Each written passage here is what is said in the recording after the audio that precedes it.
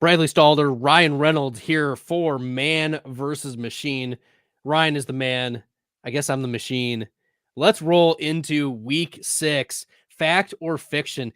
Ryan and I are going to quickly hit on some of the trends that we've noticed. And I'll be asking Ryan whether or not these trends will continue. Are these fact? Are these fiction for rest of season? Let's get started, Ryan. Yeah, how are you doing tonight? It's a later night than normal, but here we are. Yeah. No, you've already put in some work tonight, so I'm good. I'm ready to get this going. Number 1, Breece Hall was the worst non-injury related first round fantasy pick. Fact or fiction?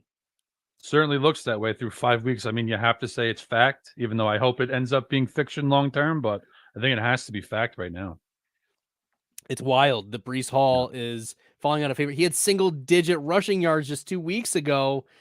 Braylon Allen is the truth, right, Ryan? Well, that's the other thing too, is they have not been able to run the ball really at all in the last 2 weeks against pressure-heavy, blitz-heavy defenses. Offensive line's been really bad, and then, like you said, Braylon Allen's actually like a legit factor too. So, yeah, I mean, Bijan Robinson hasn't exactly inspired a ton of confidence either, but I think you have to give Breece Hall the nod on this one. It's Breece Hall over Bijan over Breece Hall in terms of rankings, right? Yeah. All right, we are 2 minutes in. We've already got one. If you want to put your questions in the comment section, throw those in. We may have time. No promises, but we may have time. I've got professional development tomorrow. I don't need to be up super early. This is great. This has worked out, Ryan. But question 2, firing Robert Saleh. So the Jets fired Robert Saleh. But the fact or fiction is firing Robert Saleh will solve most, if not all, of the Jets' problems. Is that fact or fiction? I'll say fiction, even though I think Robert Saleh should have been fired in the offseason. The problem is Nathaniel Hackett's still there. So, Thank you. How does Robert Saleh, like I said this on Twitter recently, Robert Saleh's success has come with coaching the Jets defense and the 49ers defense, where it's like, great, you've had the most talented defenses in the league and you've done well. Congratulations. I could see him being this generation's Gus Bradley, but yeah, he doesn't have a ton to do with the offense, and that's the main problem right now. Yeah, that is a major problem. And it's also why we're struggling like with the Jets overall. Like they're not going to get into shootouts for fantasy because their defense is good enough. They've got 3 of the top secondary options in the NFL. So firing the defensive-minded coach when your defense is your strength, and then putting in the defensive coordinator, is now the head coach. Like, is that really going to be the move? I know people like Ulbrich, right? Is how you say the name. They like Ulbrich, but I don't think that's going to move. Like, who's going to be the offensive genius? Like, as you said, Hackett's still there. Yeah. The problem is still in the building. Do you believe the report that Saleh was going to fire Hackett if he wasn't fired before? See, I think there's a few things that make sense to me. One is that Woody Johnson, that Saleh went on the hot seat big time against the Denver game, because that was, I watched that game and I would have thought about firing him after it too. But yes, I think that's probably possible, that he wanted to fire Hackett, and Rodgers likes Hackett more. I could see that being true. Regardless, it's an absolute mess, and I feel bad for Jets fans. Oh, so sad. So sad, because I think the window is already closed. Like, can we say that? The window's closed. Aaron Rodgers, that chance was last year, and they're just they're in a lot of trouble. So firing Saleh, that is fiction. All right, here's an interesting one. I thought it was interesting that we're having this conversation even. But fact or fiction, Sam Darnold is the front runner for most valuable player in the NFL. Yeah, that's a month and a half ago. We definitely wouldn't have thought we were having this conversation after 5 games. I'm going to say fiction, but it's not a ridiculous question at all. He's close.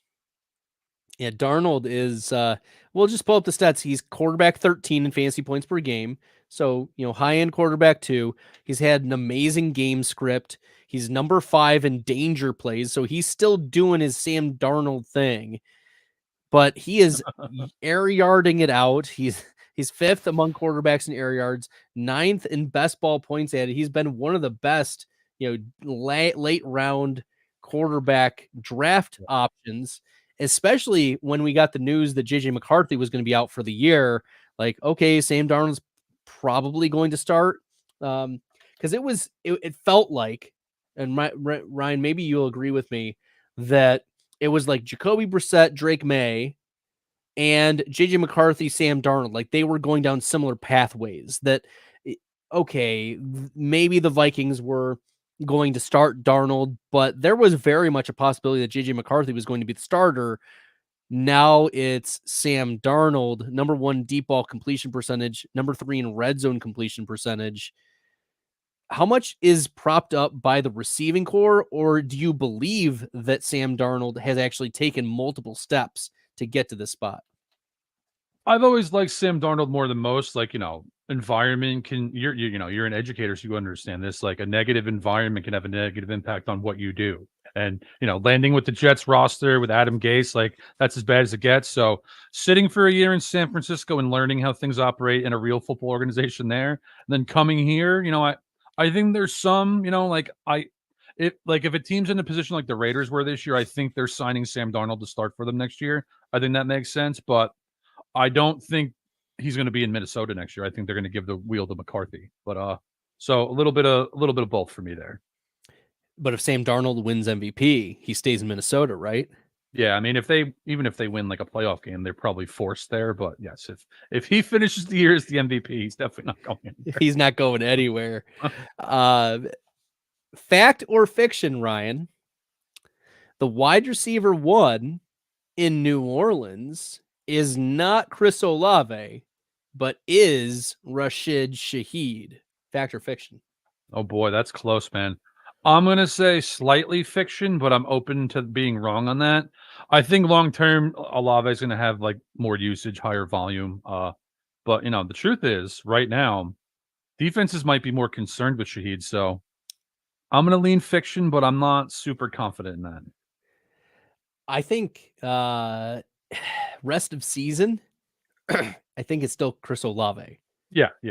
I think rest of season still Chris Olave because of the Derek Carr injury. Oh, that too. Yeah, definitely. The Spencer Rattler was just announced as the starter for the Saints for this week. Carr dealing with a week-to-week issue with his shoulder. That's going to be a concern. Not just when he returns, but also if you're going to throw the ball deep to your guy. Because before this injury, I'm pulling up stats from Fantasy Points and from our own Roto Underworld Evan Ringler.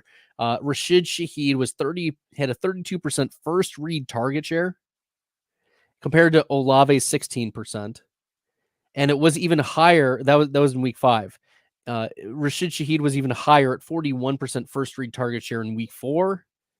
And Rashid Shaheed has earned 22% of targets and 46% or more of the air yards in every game this year. Olave has only done that once. So a healthy Derek Carr is looking for Rashid Shaheed deep. Yeah, I mean, it's been strange. Olave has been one of the more disappointing fantasy players in general, but skill set wise, like you said, long term, I think he ends up getting more volume. But to this point, Shaheed has been like a legitimate, purposeful, and I've seen that in film too, that he's a legitimate, purposeful centerpiece of this offense. Yes. He is the clear number 2 receiving option outside of Kamara out of the backfield for sure. Right. But you've got Olave and Rashid Shaheed. Shout out to Wendy. What's up? How you doing? And if you guys like the content, find this helpful, smash the subscribe button here at Player Profiler. Follow Ryan Reynolds on the X Machine at Ryan Reynolds NFL. Follow me at FF Stalder. We are going through fact or fiction. Here's another one. Kareem Hunt is a top 12 running back for fantasy, an RB1, at least until Pacheco gets back. I'm going to lean fiction, but I do think he's like running back like 15 while Pacheco's out. So I think it's actually come on. No. Chips in. Come on, Ryan. Peer pressure. I'll say this. They definitely trust him the most out of their terrible collection of running backs right now. So it's close, but I'm going to say rock solid running back 2, not a running back 1 though. Oh, Ryan, come on. Oh, I push hear the you. chips I in. hear you. 27 carries for Kareem Mhm. Hunt last 27. That is in his second week on the team. Like, they're just going to run him into the ground until Pacheco gets back. Yeah. Yeah. It also tells you how how desperate they were to play Carson Steele and how much they wanted to move away from Carson Steele. Like, Yeah. they saw enough and they said, enough is enough. Yikes. Ouch. Poor Carson Steele. I think it's already over for Mr. Steele. Steal your girl. All right. One more before the break. Fact or fiction, Ryan Reynolds. We saw Blake Corum get his first meaningful action in week 5. Has Blake Corum season started? I'm going to say fiction because I think it comes late. I think it's also dependent. Like the thing is Kyron Williams hasn't done anything to lose his job. That's the big thing. But I do still think Blake Corum's a more dynamic player. And as the season progresses, if the Rams are say like 2-6, like it would make sense if they start giving him more runs. So my answer is fiction, but I do think he's a factor later. I think the season has started, Ryan. We are going fact. The season has started. It doesn't mean it's in full swing. Maybe it's the preseason has started. The preseason has started. I like that. For Blake Corum. Give him 4 games. So what? Week 6, 7, 8, 9. From weeks 10 onward, it's going to be Blake Corum season. All right. After the break, Ryan Reynolds and I are going to talk about TJ Hawkinson, Nico Collins, the Giants, and a little bit of Tucker Kraft. But first, a word from Matt Kelly about our player rankings.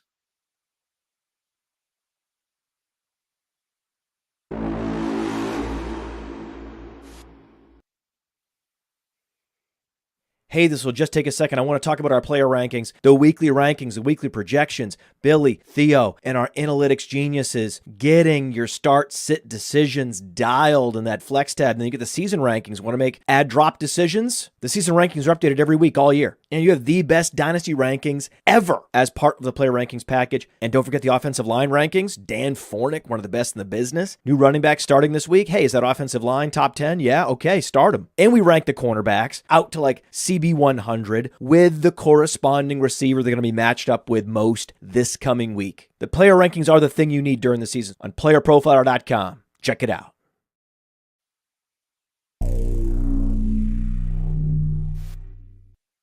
That's right. Check out the player rankings on PlayerProfiler.com. Evan and I work so hard on those player projections behind the scenes, Mondays, Wednesdays, getting ready for Thursday, checking all the ins, outs. I'm in church on Sunday and Evan is sending me text messages. I'm like, Evan, stop blowing up my phone. No, shout out to you, Evan. Love you. No, those are a lot of work. They're a grind, man. They are. They really are. Shout out to Evan. He does so much heavy lifting for the team. All right. We talked about Blake Corum. Jaylen Wright got a lot of work in week number 5. Week 6 is the bye for Miami. Is week 7 Jaylen Wright season? Fact or fiction? Oh, man. If A-Chain's out, fact. If A-Chain's in, borderline fact, because, again, that's a team that could end. I think that's going to end up being a 3-headed mess, so he's a good scheme fit. He already played well. Like, just sitting, just basically removing him from the rotation doesn't make sense given their position right now. So, small fact. Small fact. Not a lot of conviction there. Like, I don't think he's going to be like I don't think he's going to lead the team in carries or any nonsense like that. But I do think he's going to play more going forward. Please, sir, can I have just a little more of your fact? Just a little bit. Jaylen Wright with 18 carries on Sunday for week 5 with Achane dealing with the concussion, Achane going through the concussion protocol. Raheem Mostert also carrying a hefty workload and getting 70-something rushing yards. All right, Ryan. Fact or fiction, Tyrone Tracy season started in week 5. Yeah, I'm going to say fact. I mean, he has a complementary skill set to Devin Singletary. He did enough where that coaching staff can't be like, okay, Singletary is getting 85% of the workload now. I don't think he's going to take over the job immediately, but I could see that heading to a 60-40 split as soon as this week. You love to hear it. And Singletary might not be available for this game too. There's still the groin. The last I heard is he is questionable for this game, but he trended the wrong way last week. Maybe the week out is going to help him. But Tyrone Tracy's player profiler comp, without looking, Ryan, you want to give a guess who it is? This is always fun. This is great. A buddy of mine actually said Tiki Barber yesterday, but I don't quite see that. I'm gonna say how I actually see him is what everyone wanted Antonio Gibson to be. I'm gonna say Tony Pollard. Okay. That's a good guess. That's a good one. Rashad White is the official site comp player, which their headshots even look the same. Like, bro, like you got the dreads. So let's go. Good speed, pass catching back. But he showed some explosiveness in week 5, multiple 20-yard runs. A player that number 12 right now in yards per touch, number 15 in true yards per carry. Like, he played very well. And I agree with you. Complementary skill set.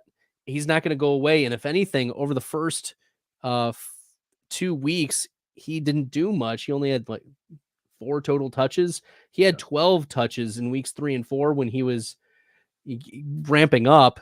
And now it's going to be more like, instead of 6 touches a game, it's going to be more of like 9 to 12. Yeah. I think somewhere in that range. That would be my guess in most game scripts myself. Yeah. All right, Ryan. Fact or fiction? TJ Hawkinson will save the elite tight ends in 2024. I don't think anyone can save the elite tight ends this year, but I'm going to say fact because I'm stashing him on a number of my teams. And I do think he's going to be a factor. I think if you're in a best ball, if you have a team that's in the top 2 in best ball and you got Hawkinson sitting on your bench, that's a major difference maker. So I do think he's going to end up being in the top 5 in fantasy points per game once he comes back. I have far too much TJ Hawkinson in best ball, far too much. That might be a thing where you can't have far too much. Honestly, we'll see. He was one of those players that kept dropping like a round or 2 or 3 because of the injury, Mm-hmm. So this was like the perfect run out for a player like coming off of the PUP. Addison's had his ups and downs. Jefferson's been there, but Darnold has played very well. So I think this is fact as well. TJ Hawkinson will save the elite tight ends in 2024. 10. This is our 10th one. George Pickens needs limited reps to stay fresh. That's the quote from Mike Tomlin, the Pittsburgh Steelers head coach. George Pickens needs limited reps to stay fresh. Fact or fiction, Ryan Reynolds? That's pretty funny, man. I'm gonna say fiction, but oh man, that is not a good thing. he literally comped Tomlin comped George Pickens to a defensive tackle who needs to just rotate in and out to keep fresh and be effective. Like, what, bro?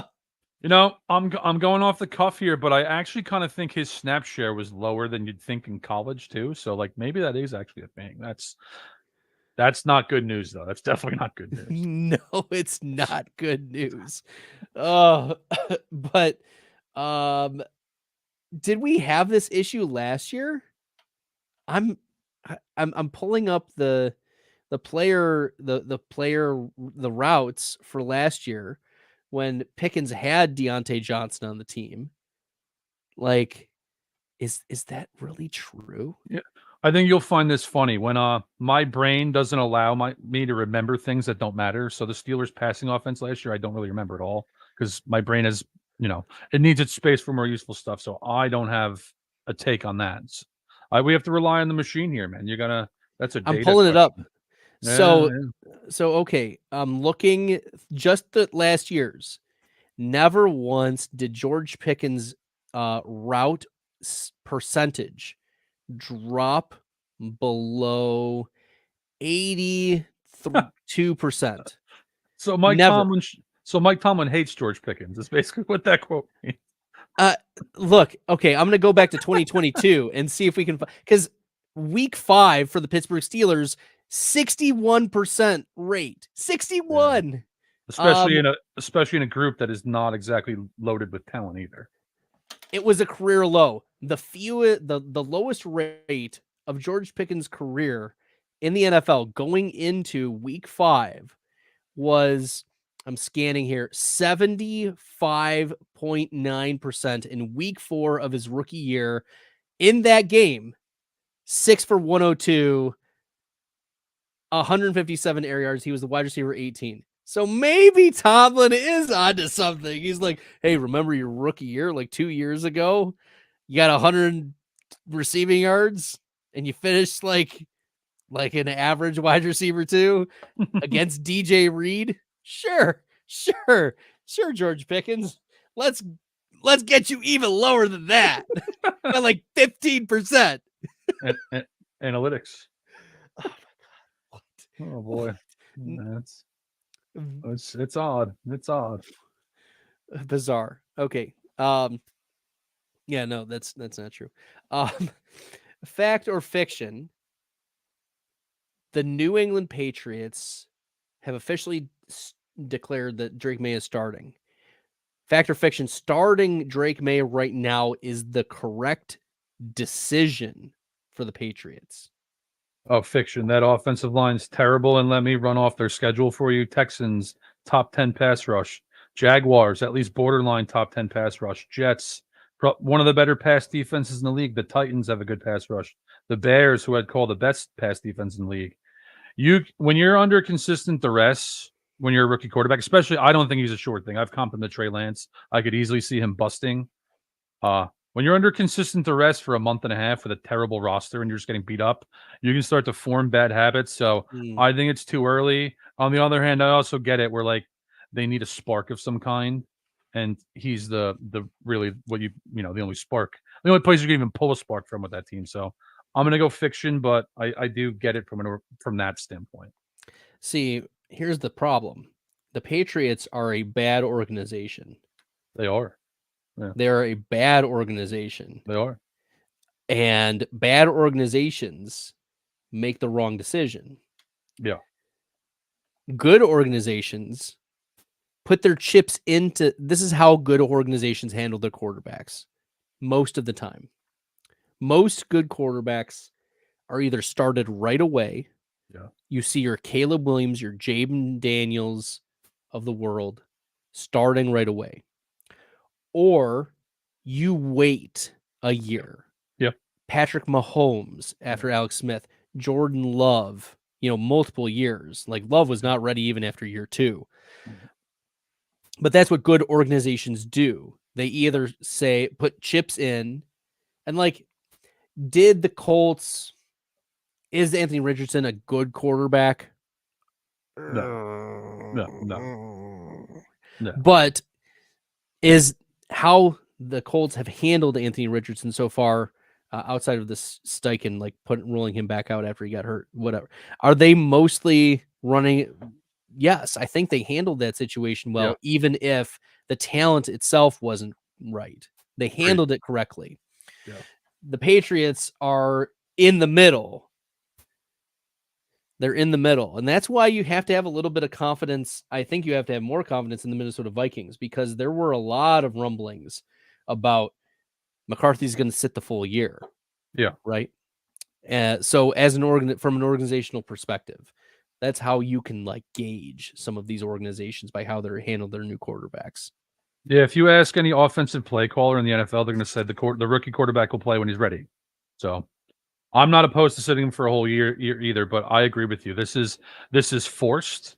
And again, the schedule is like, why are you doing this now? Like if you did it in week 11 against the Rams, like that at least that's fine. Maybe he can start with some success to begin his career. But yeah, dude, like this could go bad quick. Could go bad very quick. 12, fact or fiction, if Nico Collins misses time, which, fast forward, we got news even from when the show sheet was written up. Nico Collins officially placed on the injured reserve due to a hamstring injury. If Nico Collins misses time, fact or fiction, Tank Dell will finally step up this year. It should be fact, like almost an indisputable one. My concern here is that, I watch every snap of every game. Tank Dell looks like he's playing through an injury. So should be fact. That component of things gives me some pause, though. This is what I talked about with Matt Kelly earlier. Like, he's still recovering from the injury from last year. He had the fracture. Yeah. For those who didn't see the play, he was blocking on a run play. Tank Dell is one of the smallest players in the NFL, like BMI, small, even figure size. He's one of the smallest players in the NFL, and you're asking him to block on a run play. That is that's a miscoached play call, whatever. You don't do that. So I think that it'll take at least another month for Tank Dell to get to that point. Probably the beginning of November is when we'll start to see more consistent Tank Dell, which unfortunately is the timeline of the injured reserve, 4 weeks. So will we see it? I don't think so. I think that's fiction as well. Yeah. You ready, Ryan, for number 13? I'm ready. We're motoring through these. If you like the content, you found this helpful, you think Ryan is, much better looking than, the other Ryan Reynolds. Even if you don't, regardless, follow him on the X Machine at Ryan Reynolds NFL. I'm at FF Stalder on the X Machine. Man versus machine. Almost every Wednesday at 9:00. Sometimes it's delayed. Sometimes it's rain delayed. Sometimes it's Might of Mansion delayed. Shout out to Ryan because you're a superstar. I appreciate you. Number 13. Number 13, Brian Thomas is the next Jamar Chase. Fact or fiction? That's a little ambitious for me. So I'm going to say fiction, but I do think he's the next Calvin Ridley minus the, I don't know if it was betting or whatever. I don't remember exactly what it was. Minus the 1 year furlough in Calvin Ridley's career. So fiction to Jamar Chase. If you asked me Calvin Ridley, I would have said fact. Ooh, here's something that's very interesting. The stats for this year for Brian Thomas, his PFF receiving grades for zone coverage and man coverage are almost identical to Jamar Chase. It's wild. I just thought I'd share that with you, Ryan.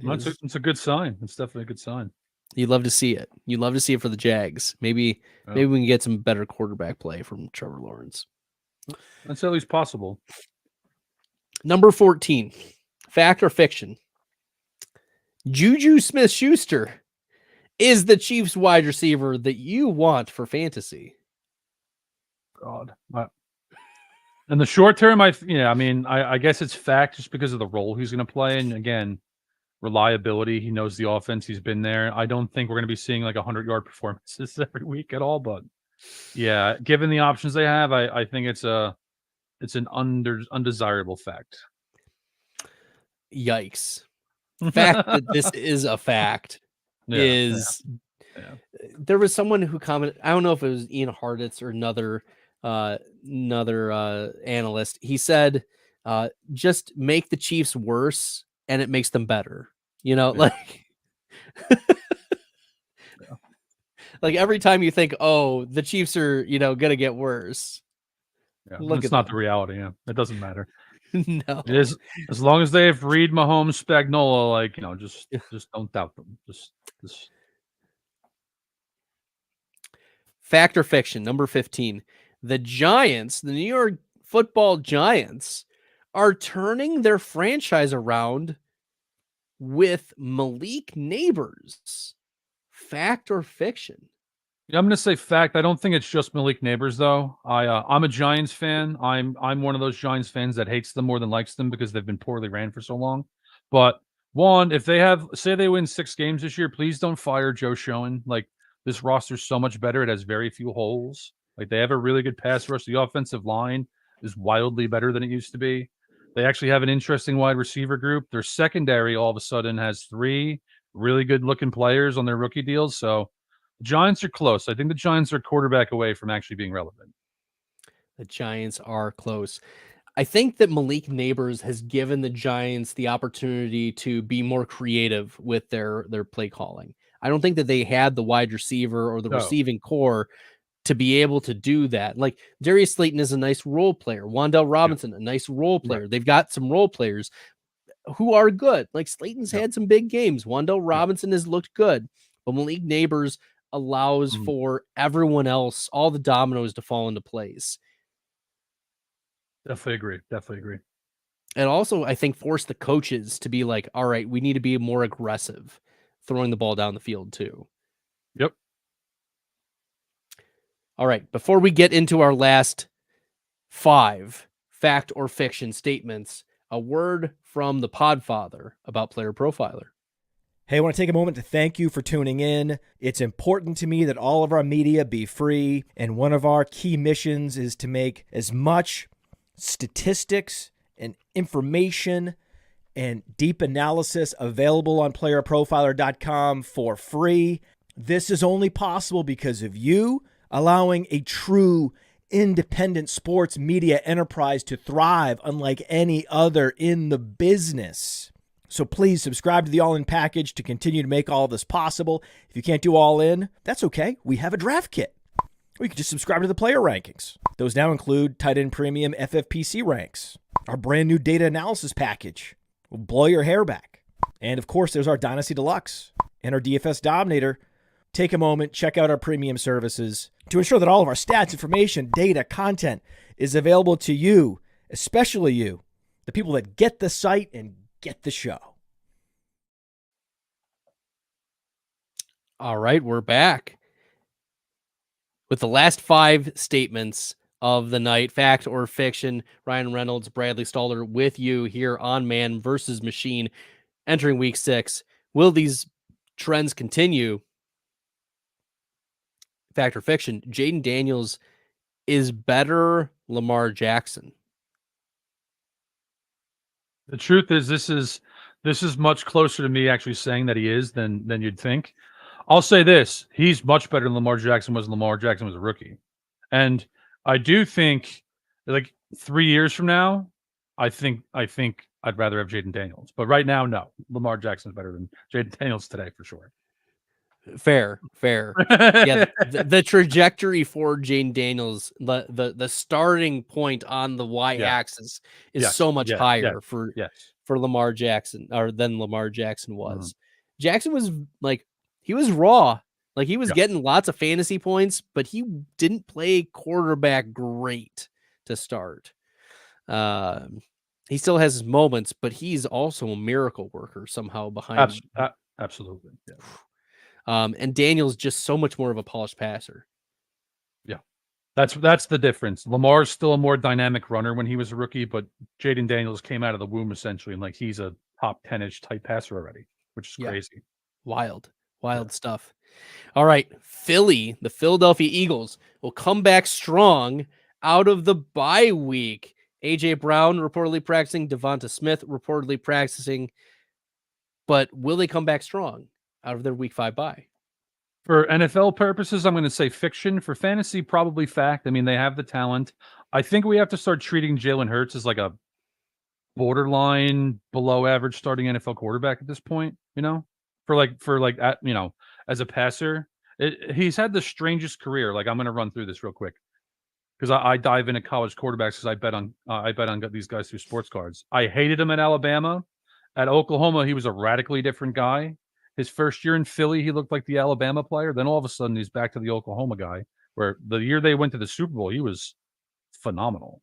And now it's closer to Alabama Jalen Hurts. It's the strangest thing I've ever seen. And The only reason I have any real confidence is they do have a tremendous supporting cast on offense. So don't want to bet against that, but I don't think the Eagles are that good in general. So if they win 9 games or 8 games, it wouldn't really stun me. Will Sirianni get fired at the end of the season? I mean, I think that would actually be in their best interest at this point. So I might, from a general football fan standpoint, my answer is I hope so. As a Giant fan, I hope they sign him to a 10-year extension. Is Belichick a leading candidate to take over? Yeah. He'd make sense there. All right, last 3. Tucker Kraft is a top 6 tight end rest of season, fact or fiction? I'm going to say fiction, even though I love Tucker Kraft. But again, like in this wasteland of tight end production, like it's at least possible, but they just have so many options there. And, last week, most of his production was, off like a freak. I think it was a 57-yard touchdown or a 66-yard touchdown, something like that. So, I mean, he's a freak. He stiff-armed that guy into like oblivion. No, he's good. They have so many mouths to feed there. So I'm going to lean fiction, although I do love Tucker Kraft and always have. And they'll get some of their players back too. Musgrave's been nursing something. Christian Watson's, nursing his ankle. Romeo Dobbs is back from the suspension. Before we get into the last 2, is this finally the pathway for Dontavion Wicks? Like the reason why Dobbs was the starter was because the coaches liked him. The coaches trusted him. Now they suspended him. Is this Wicks takeover over Dobbs? This is how I'll say that. My guy Jordan Vanek has always loved Dontavion Wicks, and I think Wicks is better than Dobbs. If Dobbs literally didn't show up to practice because he wasn't seeing the ball enough, he literally would never play again for me if I was coaching the Packers. Literally never. If that's the reason, that's insanity. He's not good enough to be pulling that kind of shit. And in that scenario, Wicks has his job for me. But, it's impossible to know all the details of that situation. But again, they did suspend him. So something undesirable happened for sure. So my answer is yes. I think Wicks will be a factor going forward. Second to last one.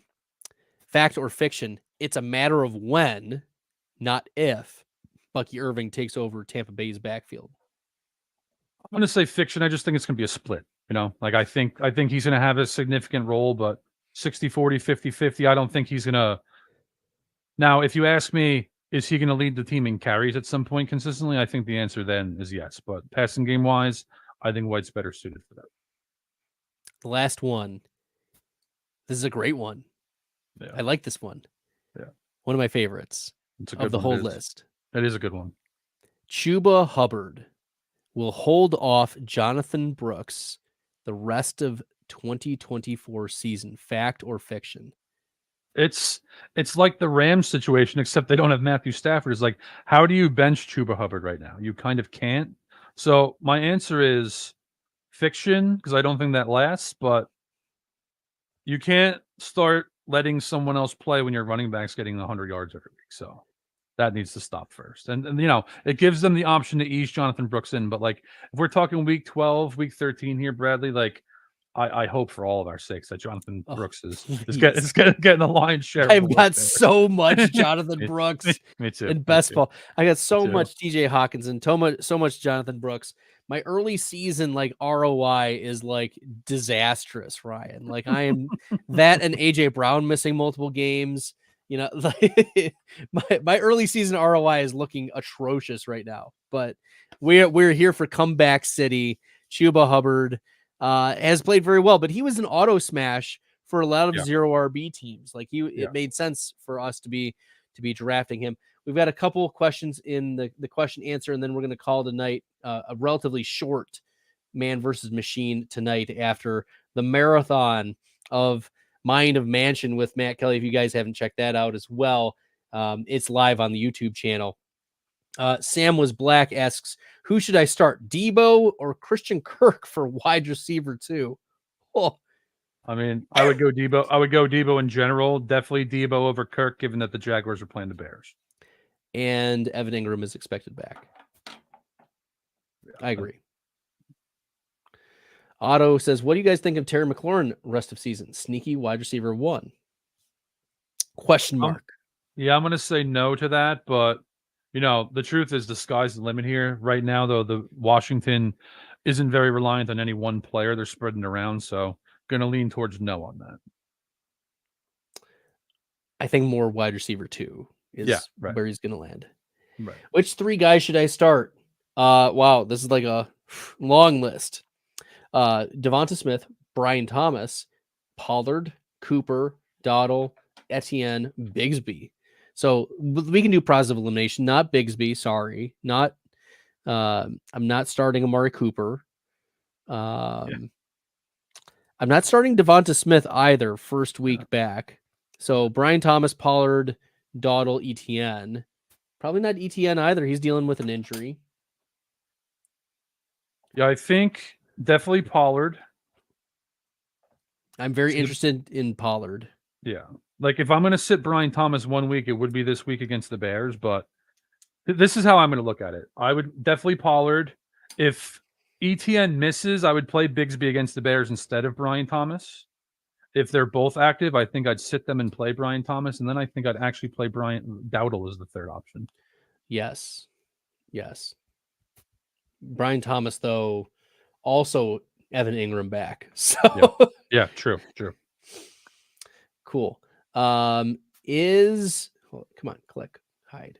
Why is this not working? Come on, there we go. Is Demario Douglas worth a dynasty ad? Yes. Yeah, depends on the situation, but potentially for cheap.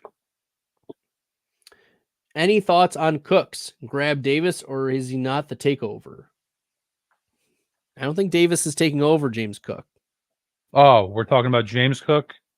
Yeah, I think he might be a little banged up. I don't think there's any reason for him to reduce his workload. And I'll also say this: I think if he misses time, I think Ty Johnson's actually a more natural skill set replacement for what Cook does than Davis is. So again, I think Davis's ceiling outcome for this year is Damian Harris, Latavius Murray role from last season.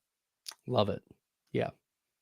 Beebs into trap. Do I trade Darnell Mooney and Mark Andrews for Jaylen Waddle?